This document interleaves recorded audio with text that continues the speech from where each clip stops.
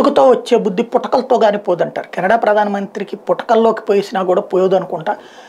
భావ ప్రకటన స్వాతంత్ర హక్కు ప్రతి ఒక్కళ్ళకు ఉండాలి, కానీ ఆ భావ ప్రకటన స్వాతంత్ర హక్కు ఎదుటోళ్ళ ముక్కు పగలగొట్టేటట్టు ఉండకూడదు. అట్లాగే ప్రజాస్వామ్య హక్కులు అనేటువంటి తీవ్రవాదులకు ఉండకూడదు. తన దేశంలోని ఖలిస్తానీ నిజ్జర్ అనేటువంటి దరిద్రుడి గురించి భారతదేశం రాసిచ్చినా పట్టించుకోకుండా ఆ నిజ్జర్ గాడికి పోటీగా మరికొన్ని తీవ్రవాద సంస్థలు కూడా ఉన్నాయి.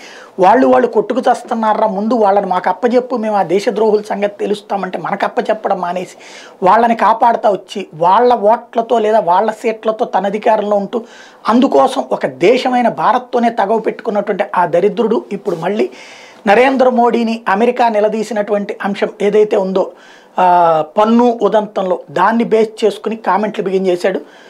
చూసారా నరేంద్ర మోడీ వెనక్కి తగ్గాడు. నరేంద్ర మోడీ వెనక్కి తగ్గలేదు, తగ్గిస్తున్నాడు. అమెరికా లాంటి వాళ్ళకి ఎవరికి ఎక్కడ ముడ్డి మీద వాత పెట్టాలో మోడీకి తెలుసు.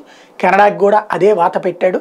కాబట్టి ఒక దరిద్రుణ్ణి ప్రధానమంత్రిగా ఎన్నుకున్నందుకు సిగ్గుపడాల్సింది కెనడా ప్రజలే తప్పించి భారతీయులు కాదు.